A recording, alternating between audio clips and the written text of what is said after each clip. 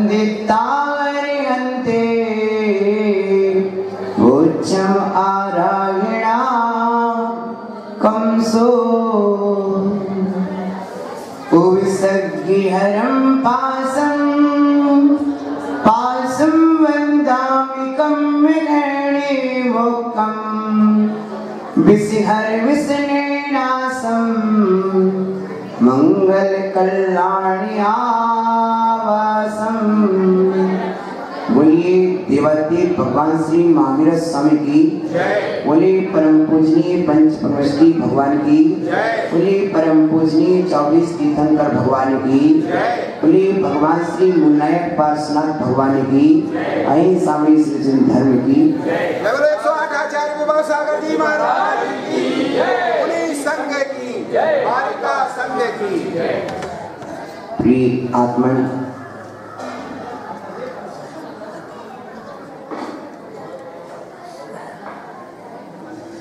श्रद्धा, भक्ति, विनय, समर्पण का अद्भुत संगम यहाँ दृष्टिगोचर हो रहा है। आप सभी के ये पीतांबर श्वेतांबर बता रहे हैं कि पीत पद्म लेस्याक में आप शुक्ल लेस्या में भावों से पवित्र प्रज्ञा के साथ यहाँ पर समर्पित मन से परमात्मा की आराधना में लीन है। प्रिय बंधुओं,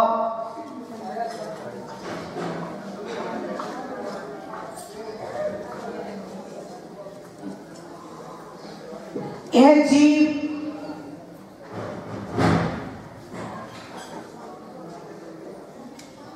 एक ऐसा प्राणी है कि मोह में रंगा रहता है, मोक्ष की कला से अनभिज्ञ रहता है। प्रिय बंधुओं, ऐसा ही प्राणी दौड़ता जा रहा था और उसके लिए एक वृक्ष दिखाई दिया। वृक्ष की शाखा पर लटक गया, नीचे देखता है कि कुआं है। उस व्यक्ति ने सोचा था कि मेरे पीछे हाथी है, शेर है, ये जंगली जानवर मुझे खा ना जाए, इसलिए उनसे बचने के लिए वह पेड़ पर लटका था। नीचे देखा तो कुआं है और कुएं में देखा तो 4 सांप और एक बीचों बीच महाभयानक सांप है। ओह, ऊपर की ओर देखता है तो जिस शाखा पर वह लटका हुआ है उसी शाखा को 2 चूहे काट। नीचे देखता है तो जिस व्याघ्र से बचने के लिए वह आया था वह व्याघ्र पेड़ के पास आ गया है।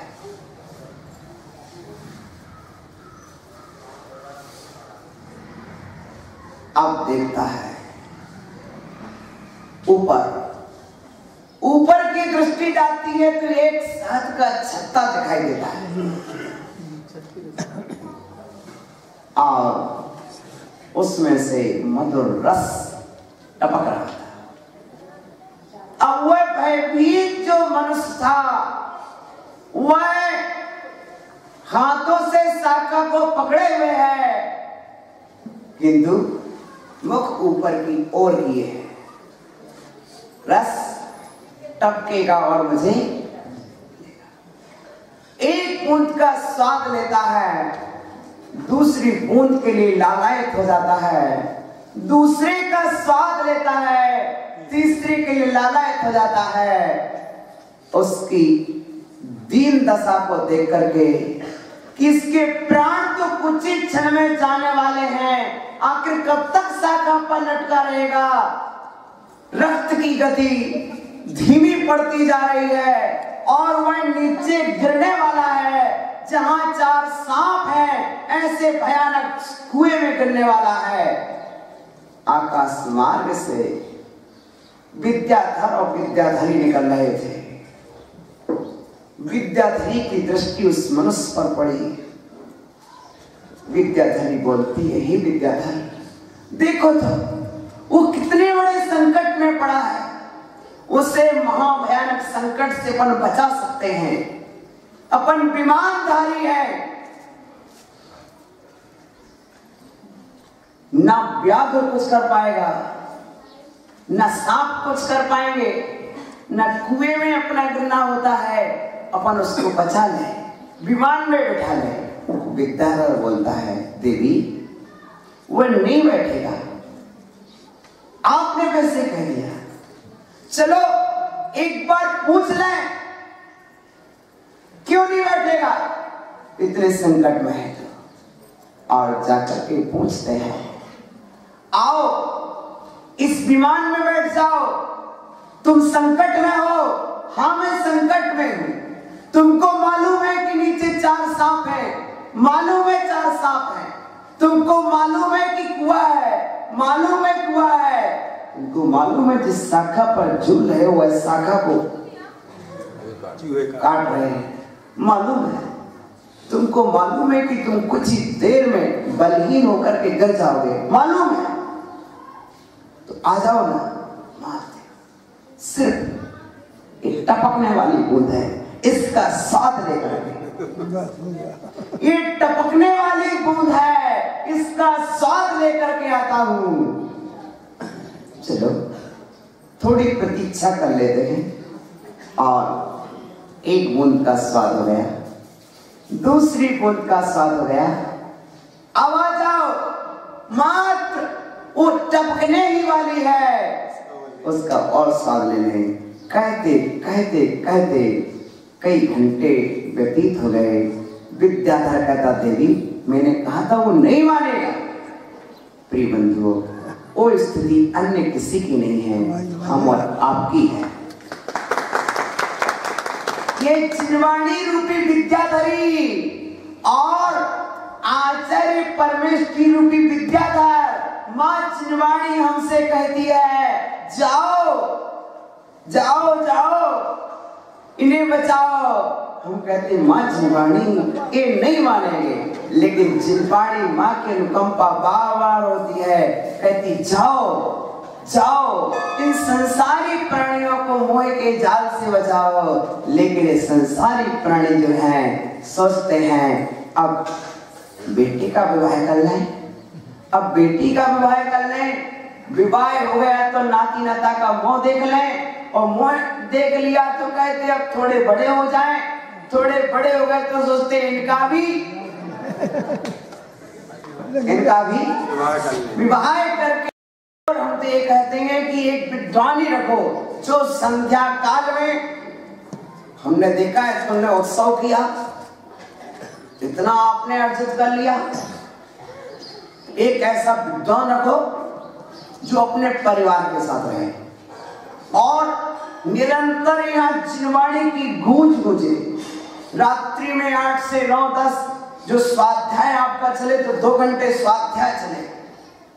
बिल्कुल प्रत्येक रविवार को सामूहिक पूजा का आयोजन हो, ऐसे कुछ अनुष्ठान चलते रहना चाहिए।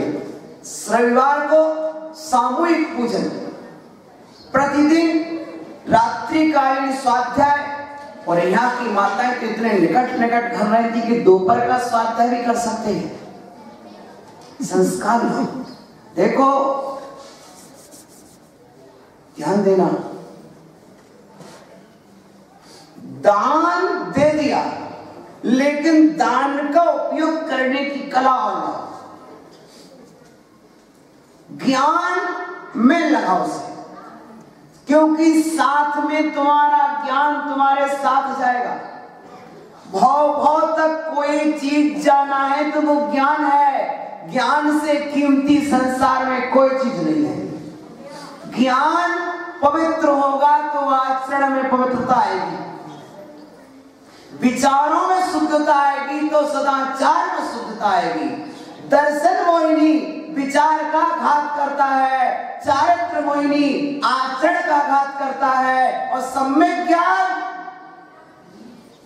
क्या करता है? उस दर्शन मोहिनी और चारित्र मोहिनी का घात कर देता है। प्रिय बंधुओं, इसलिए हमारा आपके लिए सुझाव मार्गदर्शन है कि आप एक ऐसा विद्वान और रखें। हमें बड़ी प्रसन्नता हुई, तुमने 3 दिन के कार्यक्रम में इतना अच्छा। यदि हम 10 से 15 हजार रुपए महीने का एक विद्वान अपने गांव में रख लें, एक विद्वान रख लें। हमने कलश चढ़ाए, किसके लिए चढ़ाए? बोलो, क्या भगवान के लिए चढ़ाए? अपने कल्याण के लिए चढ़ाए। किसके लिए चढ़ाए? बोलो, कल्याण के लिए। कलश अपने कल्याण के लिए, ध्वजा अपने कल्याण के लिए फहराई है, और वो तब संभव होती जबकि हमारे यहाँ पर ज्ञान और चारित्र में प्रण बनाए। तो मेरा तो सकल समाज से कहना है कि समाज में एक ऐसा विद्वान होना चाहिए, वो कम वाला नहीं, कम से कम 15,000 रुपए महीने का विद्वान होना चाहिए। और वो विद्वान प्रतिदिन 2 घंटे आपको शास्त्र स्वाध्याय सुनाए। सुबह प्रतिदिन अभिषेक शांति धारा करा दे। पुजारी नहीं, विद्वान। पुजारी नहीं, विद्वान। एक विद्वान है, और पाठशाला के समय पाठशाला चलाए तो 3 घंटे शाम को दे दे, 2 घंटे शाम को दे दे, 1 घंटे पाठशाला में, 1 घंटे स्वाध्याय में। दोपहर में महिलाएं इतने पास पास में रहती हैं, बेहतरीन स्वाध्याय की परंपरा हमारे भीतर आ जाए। ऐसा कुछ परिवर्तन होना चाहिए, ध्यान देना।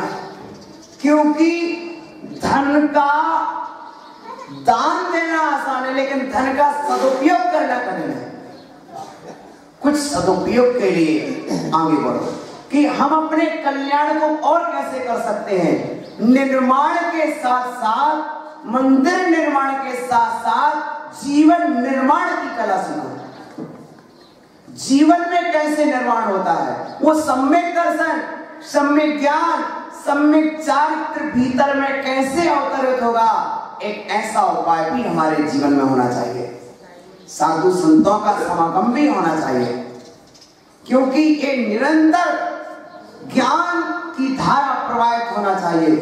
आचार्यों ने जो शास्त्र लिख के चले गए, उन शास्त्रों को हम खोल के ही ना देख पाए। कल माता जी बोल रही थी, करोड़ों रुपए गिन लेना आसान है, लेकिन जिनवाणी के पेज पलटना बड़ा दुर्लभ है। रुपए गिनने के लिए पुण्य नहीं चाहिए पड़ता, जिनवाणी का पेज पलटने के लिए पुण्य चाहिए पड़ता है। इसलिए ऐसा मानस बनाइए आप लोग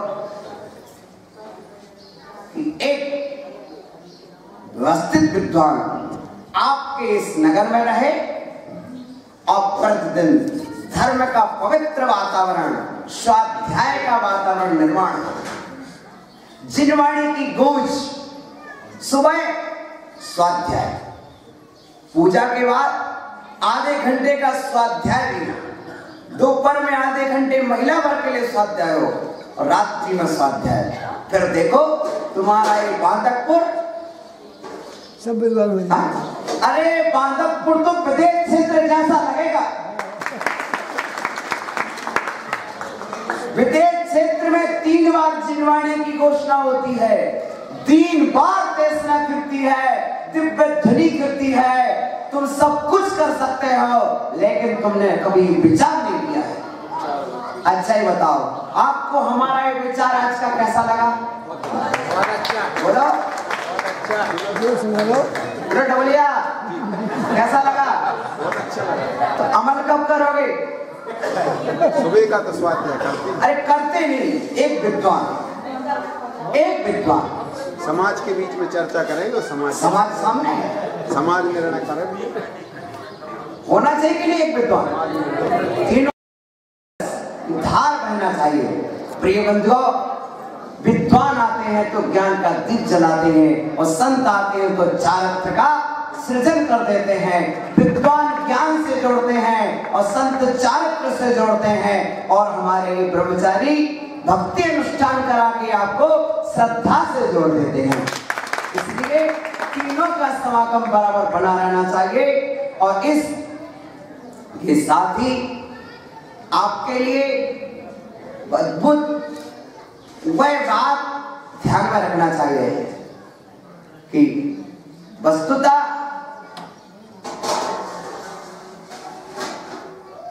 जो कार्य किया था आपने बहुत महान कार्य किया था, अद्भुत महान कार्य किया। 10 साल परिश्रम करके जो कार्य किया है, उस कार्य के श्रम को व्यर्थ में नहीं जाने देना चाहिए। और हम अपनी बुद्धि, युक्ति और शासन के अनुसार अपने कार्य करें, जिससे और उसको चाहिए इतना। अभी एक हमारा जैसे कुंडलपुर क्षेत्र है, ऐसा कोई अद्भुत होता तो ये क्षेत्र आपका बांदरपुर इतना मनोहर होता कि आज पूरे जगत के लोग यहाँ पर आते और देखते कि कैसा महामंगलकारी बना है। वस्तुतः हमारे जो सुनील जी और जो भी जिन लोगों ने, बंटी भैया और कौन, समाज के 10-12 लड़के जाते थे, समाज की वर्ग में, और जिनने भी वो उस समय परिश्रम किया था, कुछ लोगों ने दान भी दिया समाज के लिए। हाँ, तो जो भी किया है हम आगे के लिए भी तैयार हैं। क्यों? शासन, प्रशासन, भारत सरकार आखिर व्यक्तिगत में कोई वस्तु नहीं है, शासन की है, तो शासन से अपन अपना निवेदन कर सकते हैं और किस रूप में कर सकते हैं, लेकिन आंख बीच के बैठना भी उचित नहीं है। आपको चाहिए कि उसे कैसे हासिल करना है और किस रूप में प्राप्त करना है, करना चाहिए। और फिर बांदरपुर में तो एक से एक, जहां जौन तरफ आंख खोलो उसी तरफ से पहाड़ियां हैं। ऐसा सुंदर आपका बांदरपुर है, तालाब हैं, पहाड़ियां हैं, तालाब हैं, पहाड़ियां हैं, इतना सुंदर बांदरपुर है। और किसी भी भव्य पहाड़ी पर ऐसे पवित्र तीर्थ का निर्माण भाव लगे कि हाँ, बांदरपुर में कुछ कार्य हुआ है, ऐसी आप सभी के लिए प्रेरणा है। आप ऐसे उज्जवल कार्य को करें। अपनी शांति, अपना प्रेम, अपनी एकता ही अपनी विजय का प्रतीक होती है। आप सभी के लिए एक पवित्र भावना हमारी है कि देखो, आज डोंगरगढ़ में आश्री भवन श्री विशुद्ध सागर जी गए थे। जब उस पहाड़ी पर शौच के लिए गए थे और तत्काल वहीं पर, उसके बाद आज कितना बड़ा डोंगरगढ़ पूरे देश के लिए एक धरोहर के रूप में सिद्ध हो गया है। हो गया कि नहीं? उसी तरह से आप यदि करते हैं, क्योंकि आपके पास एक ही नहीं है, एक ही नहीं है, आपके पास तो पूरा घिरा हुआ है, इतनी से एक भव्य से भव्य। तो हम ये नहीं कहते कि आप किसी भी तरह का बात करें, लेकिन हमें कहते हैं एक आपका भी होना चाहिए, एक आपका भी होना चाहिए, एक आपके हाथ में भी होना चाहिए, जिससे एक भव्यता के साथ वो तंग निर्माण हो सके। और भव्य, कितना भव्य, देखो कहीं प्रज्ञा सागर महाराज जमीन पर पहाड़ खड़े कर रहे हैं, जमीन पर, और छोटा गिरनार तैयार किया पदमपुरा के पास में उन्होंने, छोटा गिरनार, और जमीन पर पहाड़, इतना मटेरियल लाके तैयार किया है। तो प्रिय बंधुओं, एक बहुत अच्छा विचार शक्ति, और सबसे पहले कोई भी हो एक साथ एक स्थान पर बैठ करके विचार करके कोई कदम बढ़ाएं और फिर उसके पश्चात उस कार्य को क्रियान्वित करें। और जो आपके पंच शिखर की भावना है वो भावना और आपकी कुछ ही समय में पूर्ण होने वाली है। ये भावना भी आपकी पूरी होगी, ये भावना भी पूरी होगी, और इस भावना के साथ ये भी है, एक है, दूसरे है, तीसरी है। हम तो सब कुछ निरीक्षण करके आए, अकेली उतनी ही नहीं है। और फिर शासन भी जानता है कि किसको कितना देना है, किसको कितना देना है, सब शासन जानता है। ऐसा शासन अनभिज्ञ नहीं होता है। तो प्रिय बंधुवर, अपनी प्रज्ञा से हम काम लें, बस इतना ही कहना है, बुद्धि से काम लें तो हम भविष्य के लिए बहुत कुछ कर सकते हैं। आज चाहे चंद्रगिरी को देखते हैं तो लगता है कि यार उस समय कुछ भी नहीं था, और आज वहीं पर चमन बरस रहा है। इसलिए एक ऐसा स्थान वीतरागता का विशुद्ध वातावरण जहां पर बन सके, ऐसा स्थान बनाने का एक अपना प्रयास होना चाहिए। ओम नमः शिवाय, ओम नमः शिवाय। और पूरा का पूरा कार्य शांति, अहिंसा और प्रेम भाईचारे के साथ होना चाहिए। आज हम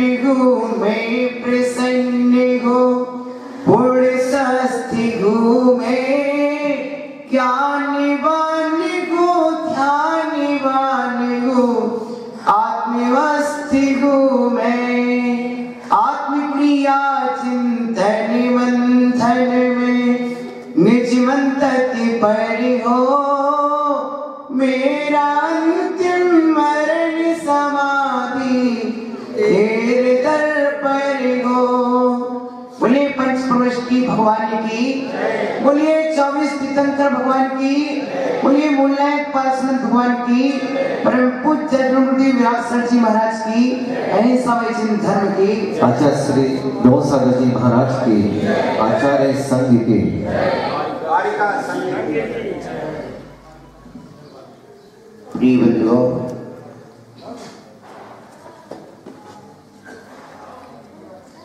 जल से जल मिलने में कितनी देर लगती है? जल को जल से मिलने में कितनी देर लगती है? बोलो। सेकंड भी नहीं, सेकंड से भी कम। जल को जल में मिलने में और कुल को कुल में मिलने में देर नहीं लगती है। हमारा कुल, आपका कुल, दोनों का एक कुल है। कौन कुल है? एक कुल है। हम सभी जिनवाणी माँ के बेटे हैं। अरहंत भगवान हमारे पिता हैं। तुम्हारे पिता कौन है? बोलो बोलो बोलो। पिता के पक्ष को क्या कहते हैं? कुल। माता के पक्ष को जाति। भैया हमारे पिता अरहंत देव हैं। आपके पिता कौन है? परम पिता अनंत देव। प्रिय बंधुओं, हमारा आपका कुल एक कुल है, इसलिए श्रावक और साधु के मिलन में देर नहीं लगती है। शहर में सरोवर में पानी हो, सरोवर में पानी हो तो पंछी आते हैं, और शहर में श्रद्धा हो तो साधु आते हैं। ये आपकी श्रद्धा का फल है, आपकी भावना का फल है, आपके अंदर एक प्यास थी। जब हमने देखा, मैं बांधकपुर आया, मेरे यहाँ डोलिया जी के घर पे हुए, मैंने कहा क्या रखे हो? बोले महाराज कलश रखे हैं। कलश क्यों रखे? बोले महाराज स्त्री शिखर पर चढ़ाना है। 5 साल हो गए मंदिर बने, पंचकल्याण हुए, कलश नहीं चढ़े। मैंने कहा देखो, जिस चीज की शोभा जहां होती है वहां पर हो, माथे की विधिया माथे पर शोभा देती है। ये कलश घर में नहीं, ये तो शिखर पर शोभा देते हैं। महाराज आपका संयोग मिल जाए, सानिध्य मिल जाए, तो मैंने कहा भैया ऐसे शुभ काम के लिए हमारा सानिध्य है, आप करो, आगे बढ़ो। ये मतलब आज वह पावन घड़ी हम याग मंडल विधान कर रहे हैं। याग माने होता है पूजा। क्या होता है? पूजा। याग माने पूजा, मंडल माने समूह, पूजाओं का समूह। जैसे बोलते ना युवा मंडल, युवाओं का समूह। याग मंडल पूजाओं का समूह, जिसमें अनेक प्रकार की पूजाएं हैं। भैया रविंद्र भैया, भूतकाल के तीर्थंकरों की पूजा, भविष्य काल के तीर्थंकरों की पूजा, वर्तमान काल के तीर्थंकरों की पूजा, 64 वृद्धिधारी ग्रंथों की पूजा, विनायक यंत्र की पूजा, ऐसे अनेक पूजाओं का समावेश जिसमें है, उसका नाम क्या है? याग मंडल विधान। कौन सा विधान? अम्मा जी, हमें मालूम है तुम्हारे मन की बात है। निमंत्रण है, भावना संतों का निमंत्रण है, आराधना संतों का आवास है, उपासना संतों का उपाश्रय है। आपके अंदर जो उपासना का भाव है, आराधना का भाव है, श्रद्धा का भाव है, ये श्रद्धा की भावना ही साधुओं को निकट लाती है। और जिस समाज में साधु आ जाते हैं, उस समाज में सम्यक चारित्र आ जाता है, सम्यक दर्शन आ जाता है, सम्यक ज्ञान आ जाता है। क्योंकि रत्नत्रय के धारी टीवी, टावर, टेलीफोन के परमाणु तो सारे देश में फैल रहे हैं, लेकिन सम्यक दर्शन, ज्ञान, चारित्र, रत्नत्रय के धारी साधुओं के चरण स्पर्श से, उनकी साधना से, उनके तप और त्याग से मिश्रित जो परमाणु होते हैं, वे आत्मा को प्राण ऊर्जा प्रदान करते हैं और पावन बना देते हैं। प्रिय बंधुओं, ये साधुओं का समागम साधना का समागम है, तपस्या का समागम है, अपने अंदर में चारित्र का उत्पादन का समागम है। आज जो आपके अंदर भावनाएं बनी है, भावनाओं से भावनाएं बनती जाती हैं। प्रिय बंधुओं, भाव सुंदर और समीचीन भाव, ये संत निवास जो आपने बनाया है, इस साधना का स्वरूपानुसंधान केंद्र है। कौन सा केंद्र? स्वरूपानुसंधान। आज पौद्गलिक अनुसंधान बहुत हो रहे हैं, लेकिन जहां पर बैठ करके कोई यति, कोई साधु, कोई मुनि, कोई ऋषि अपने आत्मा स्वरूप का अनुसंधान कर सके, अर्थात उत्तम ध्यान कर सके, ऐसा उपाश्रय आपने तैयार किया है। ये सभी आपकी उज्जवल भावनाओं का एक प्रतिबिंब है। संतों का सदन, साधुओं का सदन। वस्तुतः शास्त्रों में सुना है कि बसंत का दान में सूकर प्रसिद्ध हुआ है। एक त्रिंच गति का जीव जो साधुओं को बसंत का दान दे देता है, पर हम तो मनुष्य हैं और हमारे अंदर एक परम पवित्र भाव जागे हैं और धन्य है इस साधुओं को पसंदिका क्या दी, वो तो आपकी ही है। आपके साधु एक ऐसे साधु है जो ना कहीं लेके जाते हैं और ना कहीं से लेके आते हैं। क्या हम बिहार के त्योरी से बोले महाराज यहाँ के अजैन लोग कहेंगे महाराज रूठ के चले गए, तो उनको क्या कहेंगे? तो मैंने कहा उनसे कहना कि हमारे साधु हवा के समान होते हैं, ना कुछ लेके आते हैं ना कुछ लेके जाते हैं। संत हवा से हल्के होते आए चले गए, ना कुछ लाए ना ले जाए, जीना सिखा गए। प्रिय बंधुओं, दिगंबर साधुओं का पदार्पण जब जब हमारी धरती पर होता है, समाज में एकता, प्रेम, वात्सल्य के बीजाणु अंकुरित होते हैं। परस्पर में समाज एक स्थान पर बैठ करके एक सूत्र में स्थापित होकर के नवीन कार्यों के मंगलाचरण करता है। समाज में जागृति और वैचारिक पवित्रता, वैचारिक संयुक्ति बनती है। प्रिय बंधुओं, साधु 2 से 4 होना सिखाते हैं। आपके पास 2 है और साधु के पास 4 है। आराधनाएं 4 होती हैं, दर्शन, ज्ञान, चारित्र और तप। श्रावक के पास 2 आराधनाएं, दर्शन आराधना और ज्ञान आराधना। साधु के पास 4, चारित्र और तप भी। प्रिय बंधुओं, हम सभी अपनी आराधना को, अपनी भावनाओं को और अत्यंत निर्मल बनाएं और अपनी पूजा भक्ति के माध्यम से सम्यक दर्शन को निर्मल करें, स्वाध्याय के माध्यम से ज्ञान को निर्मल करें और त्याग तपस्या के माध्यम से चारित्र को उज्जवल करें और इच्छाओं को रोकते हुए तप को निर्मल करें। प्रिय बंधुओं, आज आपने जो शिखर प्रतिष्ठा विधि महोत्सव में कलशारोहण के भाव बनाए हैं, ध्वजारोहण के भाव बनाए हैं, आचार्य कहते हैं जिस तरह तुमने आज जिन मंदिर पर कलशारोहण का भाव बनाया है और उसी तरह आपका कलशारोहण उस दिन सत्य होगा। इसका फल तो उस दिन आपको प्राप्त होगा जिस दिन जीवन में समाधि मरण का कलश चढ़ेगा।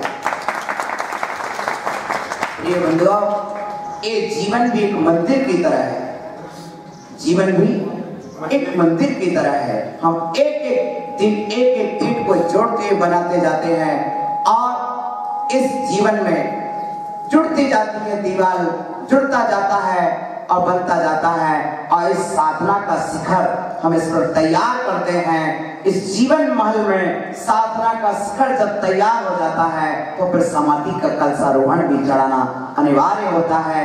प्रिय बंधुओं, आप सभी अपने जीवन को अत्यंत उज्जवल, अत्यंत निर्मल और अत्यंत पावन पुनीत बनाने का प्रयास करें। निरंतर देव पूजा, गुरु उपासना, स्वाध्याय, संयम, तप और दान।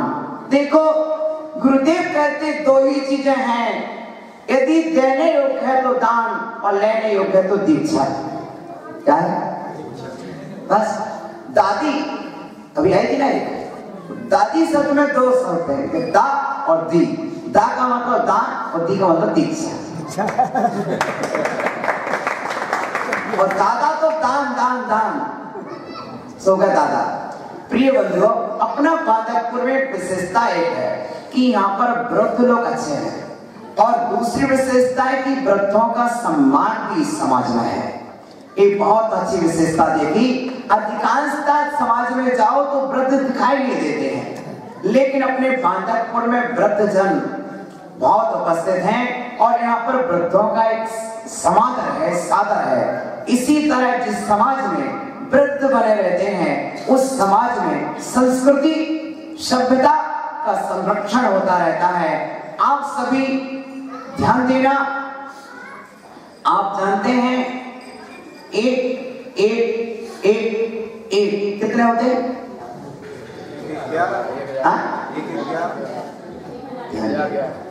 11 बस इसी तत्व को समझना है कि वही एक पंक्ति में हो तो वह 1011 हो जाते हैं और वही यदि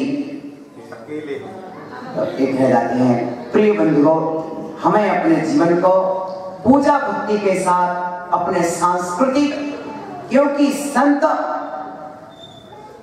साहित्य, तत्व और पुरातत्व ये हमारे संस्कृति के 4 स्तंभ हैं।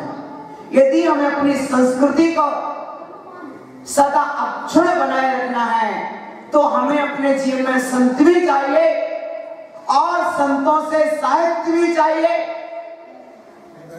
और संतों के शिष्य भी चाहिए।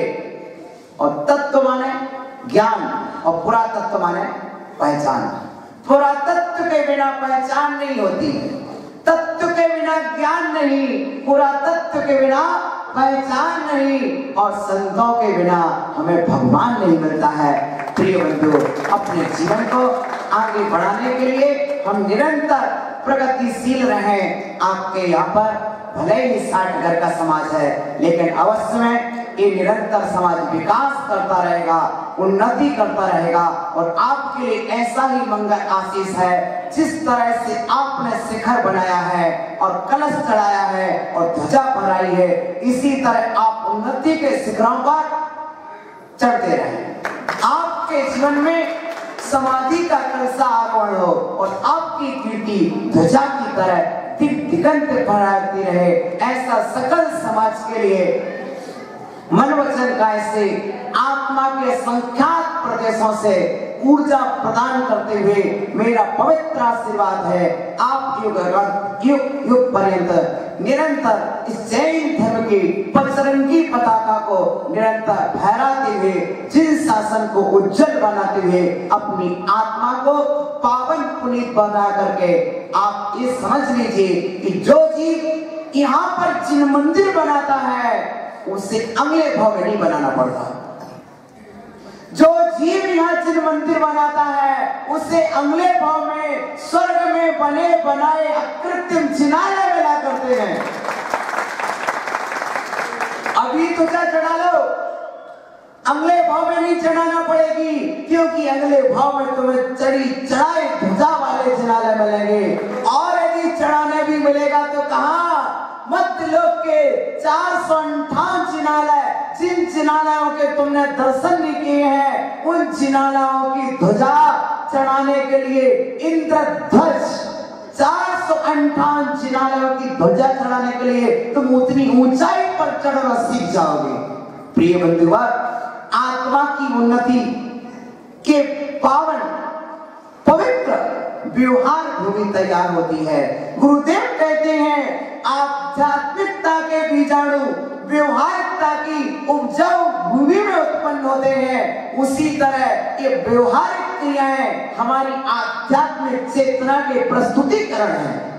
आत्मा में जब पवित्रता आती है तो बाहर में एक क्रिया करने का भाव आता है। भीतर की विशुद्धि बाहर कार्य करने की प्रेरणा देती है। भीतर की खुशी बाहर में नाचती है। जब भीतर में आनंद समाता है तो आंखों से आंसू झर जाते हैं कि हे प्रभु, मैंने जो चाहा दिया वो तुमने, मैंने जो चाहा तुमने दिया है और मैंने जो मांगा किया वो तुमने। भगवान, मैं क्या था? ये तो सब आपका आशीष है। मैं तो पुद्गल का पिंड मुझे माता पिता ने दिया था और मैं यहाँ पर आकर के आपने कान में जिनवाणी दी तो मेरे कान धन्य हो गए, आपने दर्शन दिए तो मेरी आंखें धन्य हो गई। आपके आशीष से, आपके शुभ के संगम से मेरी उन्नति हुई है। प्रभु, इसी तरह आपका आशीष और यह पवित्र जैन धर्म जन्म जन्म में जैन धर्म यह मिले, कृपा कर दो। ऐसी पवित्र भावनाओं से भरा हुआ मन का संचार। प्रिय बंधुओं, आचार्य रविशरण स्वामी ने लिखा है, जो जिन मंदिर के मात्र दर्शन की भावना करता है उसे उपवास का फल मिलता है।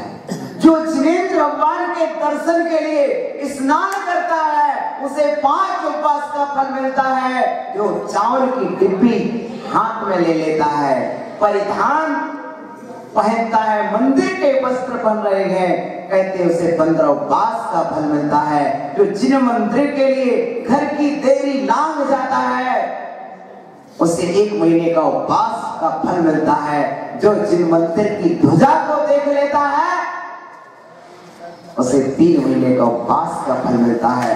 और जहां से कलश दिखाई दे जाए तो 6 महीने के उपवास का फल मिलता है। और शिखर दिखाई दे जाए 1 साल के उपवास का फल मिलता है। और मंदिर के आंगन में आ जाओ, मंदिर के आंगन में आ जाओ तो 100 साल में जितने उपवास करने पर फल मिलता है उतना फल तो सिर्फ मंदिर के आंगन में आस्था के साथ प्रवेश करने पर मिलता है।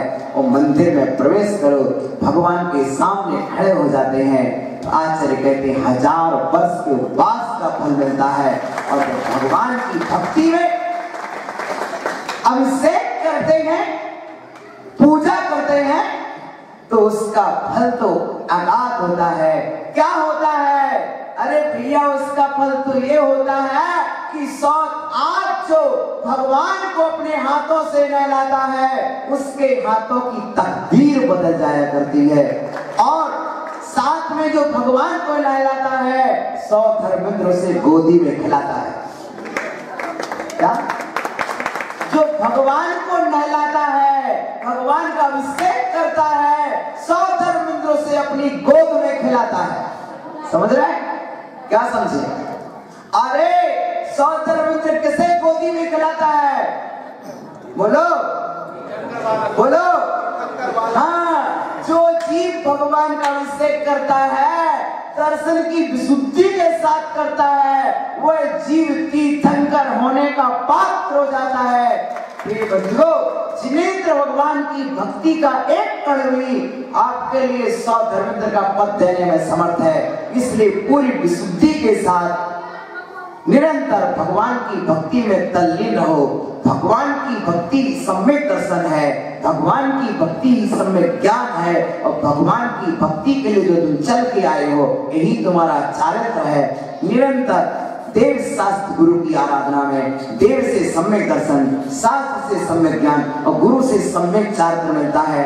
आज जो आपने भावना भाई है और आप निरंतर उन्नति की राहों की ओर बढ़े और निरंतर यहाँ पर धर्म की गंगा प्रवाहमान हो और ऐसे निरंतर प्रयास हो कि नगर में वाचनाएं हो, नगर में चातुर्मास हो। जब आपने संत निवास बना ही लिया है तो कोटि उपाय, क्या क्या कोटि उपाय बनाए भक्ता को उड़ानो। अरे करोड़ करोड़ उपाय बनाने पड़े तब भी कहीं दूर दराज में 100-200 किलोमीटर दूर पर भी कोई संत विहार कर रहे हो, कोई आर्य माताओं का विहार हो रहा हो तो निवेदन करके महाराज आप हमारे यहाँ पर चलिए, चातुर्मास करिए और चातुर्मास का पूरा आनंद लीजिए, ग्रीष्म काल का आनंद लीजिए, शीतकाल का तत्व ज्ञान का आनंद लीजिए। प्रिय बंधुओं, ये पौध गए धन जीवन में काम नहीं आएगा, जीवन में आएगा काम तो संतों का समागम और समागम से मिला हुआ तत्व ज्ञान से मिलेगी आत्मा की शांति। और ऐसी शांति में संत चरणों में मिलती है। बोलो आज आपको शांति मिली कि नहीं मिली? आनंद मिला कि नहीं मिला? तो प्रिय बंधु, ऐसी आत्मज्ञान की ज्योति जहां पर प्रकट होती है ऐसे संतों का सानिध्य निरंतर मिलता रहे। और ऐसे पावन प्रसंग पर हमारे रविंद्र भैया जी बड़ी कुशल रीति से आगे बढ़ रहे हैं और निरंतर इस विधि विधान को आगे बढ़ा रहे हैं। उनके लिए बहुत मंगल आशीष आशीर्वाद हमारा। और सौधर्मेंद्र परिवार, वो धनकवे परिवार, यज्ञ नायक परिवार कितने मंगल भावों के साथ, कल्पना नहीं थी आप लोग कितने उज्जवल भाव वाले हो। मुझे तो अब मालूम पड़ा कि बांधवपुर के भाव कितने उज्जवल भाव हैं। और आज बता दिया कि हमारे पास जो कुछ है प्रभु तुम्हारा है और हम जो हैं वो भी तुम्हारे हैं, इसलिए तेरा तुझको अर्पण क्या लागे मेरा। ऐसी भावना के साथ आज सभी के लिए मंगल मंगल आशीर्वाद। ओम नमः शिवाय, ओम नमः शिवाय। आपके बीच में आज आगम सागर जी महाराज की मम्मी जी पधारी, उनका परिवार पधारा है। उनके लिए बहुत बहुत मंगल आशीर्वाद, उनकी शुभकामनाएं।